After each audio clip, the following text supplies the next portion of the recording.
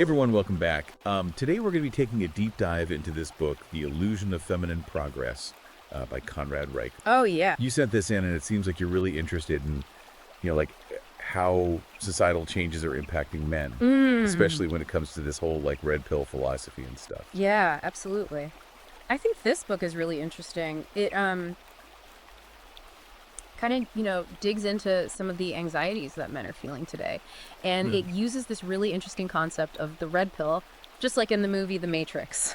Oh, right. That whole red pill, blue pill choice. And Riker uses that as this kind of metaphor for like waking up to the realities of like gender dynamics and societal structure. Yeah, and I'm guessing that for a lot of the men who connect with the red pill idea, it's a lot about seeing how traditional masculinity seems to be maybe declining and how that's impacting their lives. Exactly. And I think Riker argues that society has become increasingly feminized. And he uses some really interesting examples to illustrate this point. Like, remember Fred Flintstone? Oh, yeah. The classic, working class dad. Yeah. And he compares him to male characters in shows like The Big Bang Theory. And he argues that the media often shows men as incompetent or even villainous these days. Okay, so how does this tie into this masculinity crisis that Riker talks about? Well, he suggests that men are struggling with their identity because those traditional roles that they used to have, like provider, protector, those things are being eroded. Right. And he even tells the story of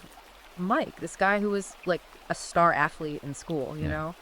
But he just felt lost as an adult, like the world no longer valued his strengths. Yeah, and I think that's something that a lot of men can relate to. What's interesting is that he links this directly to men's mental health. Yeah. He brings up the statistic that men are 4 times more likely to commit suicide than women. Wow. Is he saying that that's all down to societal expectation? Well, I think a big part of his argument is that men are discouraged from being vulnerable or seeking help. That makes sense. It's like there's this pressure to be strong and silent, which doesn't really allow space for expressing emotions or, seeking help when you need it. Right. But is he saying that we need to go back to some old-fashioned idea of what it means to be a man? I don't think so. I think he acknowledges that things need to evolve. Okay. But he's highlighting the potential consequences of throwing out traditional roles and values completely. Yeah. I think he's saying we need to find a balance. That's a crucial point. Yeah. And it's not just personal lies he's talking about. He also claims that boys are being disadvantaged in the education system as well. Yeah, he even suggests that schools aren't designed for how boys learn best, and that there aren't enough positive male role models in education.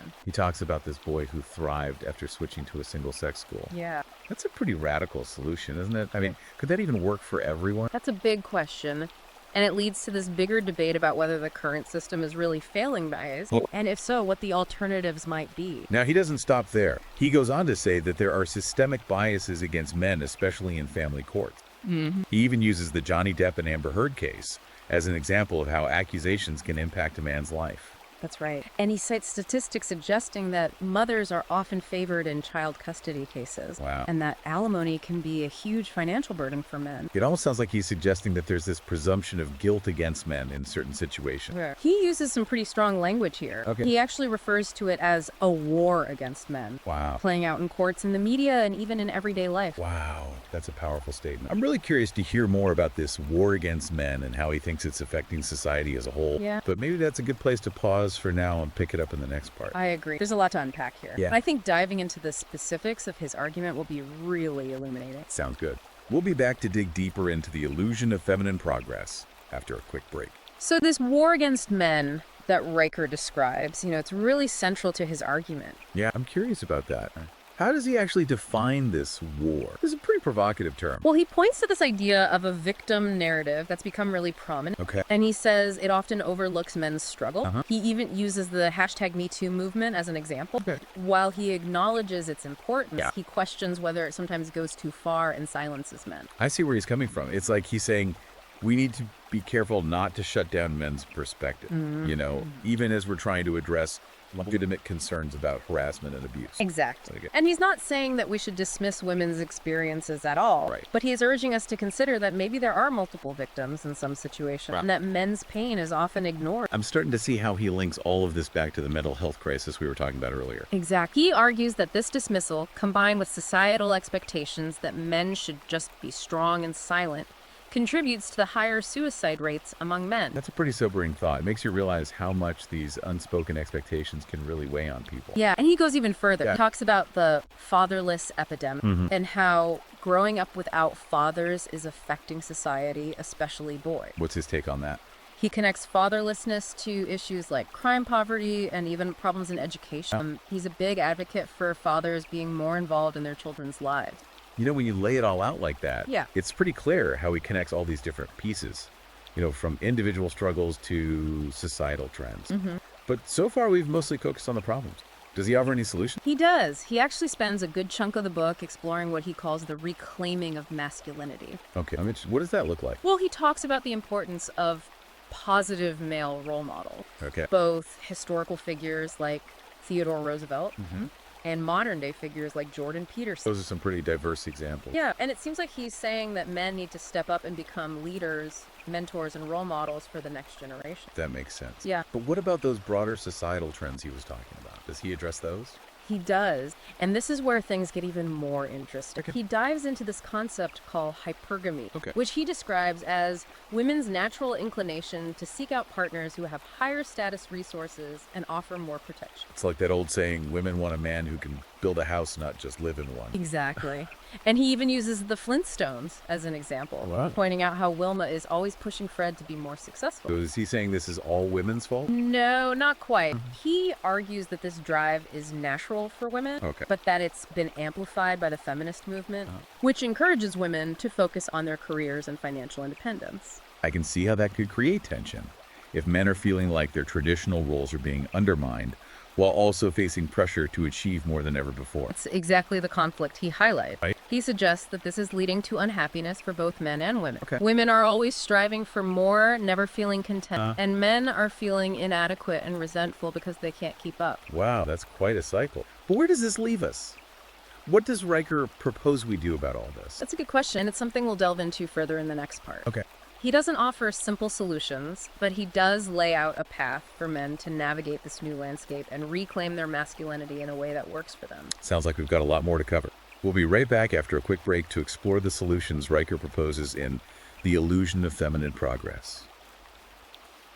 All right, so we're back, and we're ready to unpack this final part of The Illusion of Feminine Progress. We've talked about, you know, the problems that Riker lays out. Right. This war against men and the challenges to traditional masculinity. Yeah. Now let's get into what he actually suggests men can do about it.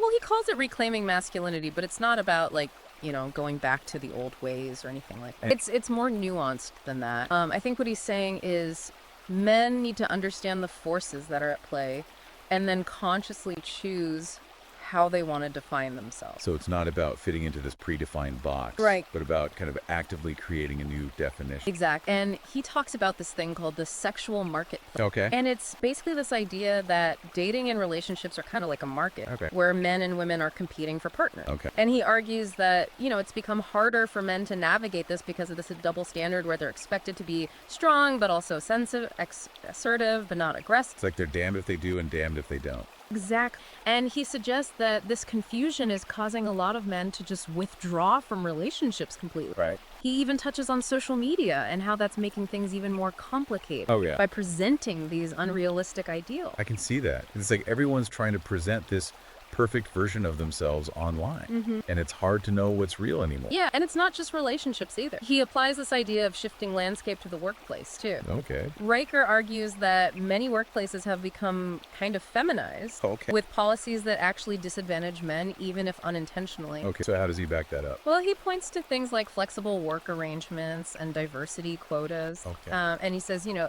these were often meant to be positive changes, Right. but they've ended up pushing men aside, making it tougher to advance in their career. It's almost like the very things that were supposed to create equality are now creating a new kind of imbalance. That's exactly his point, and he talks about this growing number of men who are choosing to opt out of the workforce altogether because they feel like this system is rigged against them. That's a pretty extreme reaction. Yeah. Is he saying that men should just give up? No, not at all. He actually stresses the importance of men stepping up and taking on leadership roles, Okay. but in a way that's authentic to them, not just conforming to what society expects. So it's about finding that balance again. Like we were talking about earlier, embracing strength and assertiveness, but also compassion and empathy. Right. He seems to be advocating for a more holistic view of masculinity. He even discusses the concept of male emasculation, Okay. where men are stripped of their power and their self-worth. It seems like what he's saying is that the pendulum has swung too far in one direction, and now we need to find a way to kind of bring it back to the center. Exactly. And he's not just talking about individual men here. Yeah. He ties this back to fatherhood. And he argues that these societal shifts are making it harder for men to be good fathers. How so? Well, he points to things like high divorce rates, single motherhood, and bias against fathers in family courts. Okay. And he's basically saying it's creating a generation of fatherless children, which leads to all sorts of problems for society. So what's the answer? How do we fix this? Well, he advocates for reforming the family court system to make it more fair for fathers and encouraging shared parenting. He also emphasizes the need for positive male role models, not just in families, but in society as a whole. It's interesting that he links all these seemingly disparate issues, from sitcom dads to family courts to the way men are portrayed in the media, and ties them all back to this core idea of redefining masculinity. Yeah, it's a pretty ambitious argument for sure, but it definitely gives you a lot to think about. Absolutely. So for our listeners who are, diving into this topic, where do they go from here? Well, reading The Illusion of Feminine Progress is a great start. Riker offers a lot of food for thought. Yeah. And it's sure to spark some interesting conversation. You can find it on Amazon Kindle and Google Play Books. Awesome. Well, thanks for joining us on this deep dive. Yeah, thanks for having me. It's been a really fascinating conversation, and we hope you've come away with some new insights into this complex and ever-evolving topic.